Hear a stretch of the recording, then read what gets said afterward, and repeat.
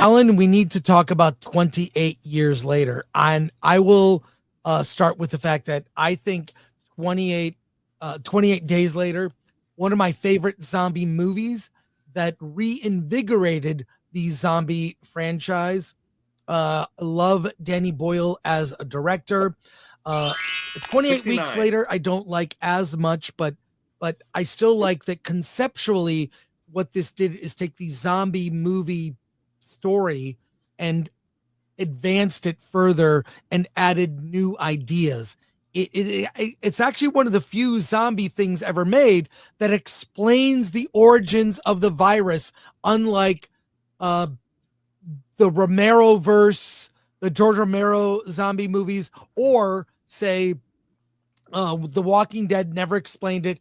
In the 28 so-called franchise, they explain that it's a virus that's a rage virus. These are not undead walking people. They are people, humans, exposed to a virus through blood that makes them it's like a hyper version of rabies and running zombies, which was but it's explained, right?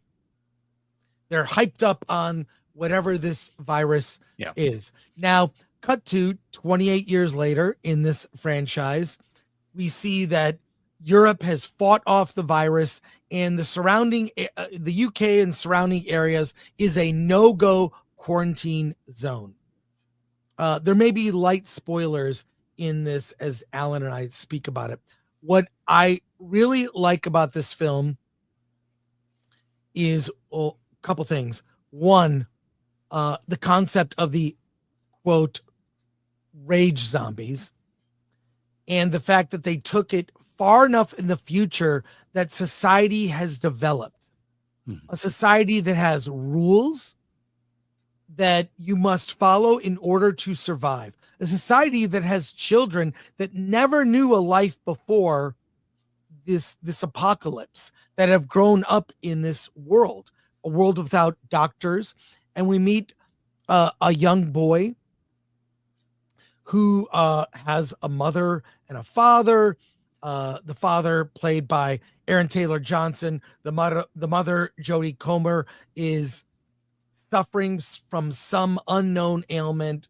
Spike, the young son, is played by Alfie Williams, and his dad is going to take him out. Little 12-year-old, might be a little too young. They like to wait till they're like 14 years old, these children. Take him out to hunt I keep going to zombies on the remote island. Also to look for supplies. And on this trip, it's almost like taking your kid out and teaching him about hunting or fishing. He needs to learn the rules of Zombieland. Well, no, Zombieland, that's a whole other franchise. And so they go off and things happen. I'll just say that.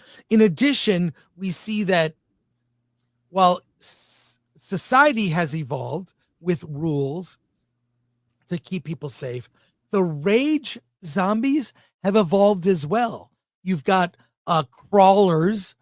They're sort of bloated versions of these zombies that are only able to crawl, and they're very slow moving. You then have herds of zombies that move together. They're completely naked, and they have alphas that lead them. So in a way that while polite society has evolved to survive, the zombies themselves have evolved to survive. The world building, I'll say this, the world building is so good in this. And when the father figure, played by Aaron Taylor Johnson, and Spike go out, there's great zombie moments, evading them in the forest, which is all overgrown, ducking into a house to hide, and going on the roof. They stay out past dark and have to learn to survive, but he returns a conquering hero.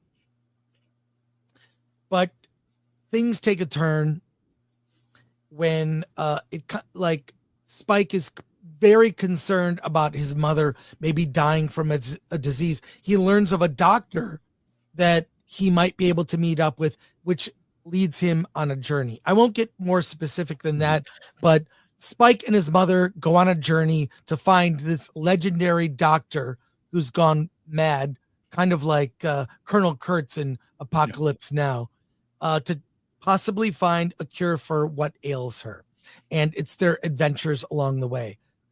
I gotta say, as someone who's a fan of the genre, from Night of the Living Dead being one of my all-time favorite movies, this is, I'll say in the series, it's the second best movie next to 28 Days Later, but I really loved it. I have a lot of nitpicks toward the end. We may get into spoilers later after I hear what your thoughts are. Yeah. But in general, for me, 7 to 8 out of 10, loved it. I have nitpicks. There is a great sort of bookend between a character we meet at the beginning that pays off, and Ray Fiennes as Dr. Kelson, this madman, is I think he's amazing. So he's learned to cope with these rage zombies. I don't know. I loved it. I have nitpicks, and while it doesn't end on a cliffhanger necessarily, it does kind of wrap up the world. It does introduce what conflicts will be in a second movie. And I believe the second movie is either in production or been shot. In any case, loved it. 7.5. It'd be between a 7 and 8 out of 10. I'll go see it again and decide. Alan, what did you think? Yeah, I mean, okay. My biggest complaint about this is the trailers, I believe, presented a different movie than what. Well, it didn't tell you anything about the story, but it didn't tell you anything about the story. But it gave you this impression that this movie would be much bigger than it was. Having said that, okay, look, 10 years from now, I'm not going to care what the trailer made me think. I'm going to care about this movie. This movie, it was okay. It was. It did remind me a lot about Walking Dead in the sense of this is the world we live in. Here's how we interact with the world. The first act of the movie is Spike and Jamie going out, just Spike and his father going out to, basically do what a young man's first trial is, and that's to go out into the mainland and deal and learn how to kill these things. And then it comes back and they throw a party for him, and then things take a turn where Spike has a loftier goals to make, and that's regarding his mother. Right. And then he goes out, and it's interesting. I will say this, that to me, this movie really took off when Ray Fiennes showed up as the doctor, because I think everything I had seen up until this point, I had seen with Walking Dead. I saw with that Zack Snyder one in Vegas. There are alphas. There's this evolution, you say, of the creatures, the zombies, the infected, that I had seen before. But bringing in Ray Fiennes, and then what happens in those moments in the third act was like, wow, okay, this is new. This is interesting. This is, it's much less about the violence and the horror of the infected, but more philosophical and more spiritual about it. And I just found that absolutely fascinating. There are things that happen that are like more heartfelt than horrific, and I was just kind of into that, because, like I said, not into horror, but I'm into smart horrors. I'm into horrors that do different things, and that third act to me was really what embraced me to this movie. But again, that the first two acts, I've seen it before. I'll just say, I just as a fan of the genre, and I was a fan of the remember the Left 4 Dead zombie video game. I love that game. Played it forever. Left 4 Dead 2 was amazing. I downloaded and played and finished every DLC. There's never been, to my mind, there's never been a Left 4 Dead 3. They never made that. I really wish they would have made it. Or I'm sure it was in development, but I love anything that advances the sort of lore of zombies or changes it somewhat but it was George Romero who really innovated all of that. And then other series, like whether it's Resident Evil, Left 4 Dead games, or 28 Days Later, kind of like took the crux of the idea and added something to it and advanced it. I did like there were different types of zombies, the zombies in a herd, alpha zombie. Yeah. And there is an act that happens in the middle of the movie. I don't think I've ever seen in a zombie anything. Yeah. And that is a big spoiler. We should put up the spoiler. And I can't wait to see where they go with this in the second one. But a zombie gives birth to a baby that, because of the placenta, according to Ray Fiennes, gives birth to a zombie. So that means, one, was she pregnant when she got the rage virus, or are zombies making babies? Yeah, I think they're making babies. Because the alpha definitely acted as the protective father. I think when the alpha goes after them, I think it's going after it for the baby, rather than what it normally does. And so I think, I mean, those are interesting things. Again, that all happens in the third act. Right.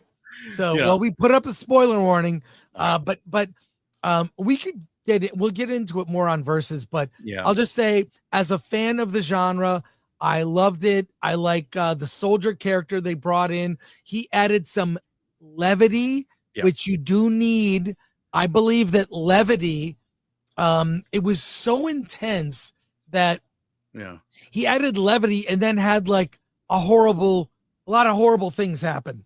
Maybe. The thing I liked about him was that, and this is brought up in the beginning of the movie, but it's the fact that England or Great Britain is quarantined. And so while the rest of the world progressed to what we know as the modern time today, that island, the island of England, didn't. And I found that fascinating. But again, the first two acts, I was expecting something bigger. I was expecting something that came off the tone of the trailers, and I didn't get it. And I'll just say that I have a lot of nitpicks, but there's some great stuff in it. I do like that the Teletubbies in the beginning pays off in the end, and if you're observant, the color of the tracksuits matches the Teletubbies. Anyways, well, I mean, that's the other thing. Bothers me. I'm getting tired of endings that lead into a sequel. Yeah. I'll just say. Well, I don't mind it because I already knew there was a sequel going in. But I will say this. One thing that did bug me is just from a practical standpoint, why aren't they wearing safety glasses? Like, why complicate things like that? Or goggles. You would think goggles.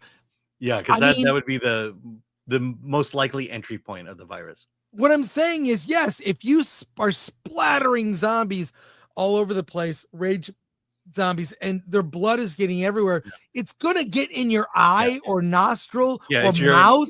Yeah, mouth, eyes, and nose. That's where it comes in. I mean, you know what?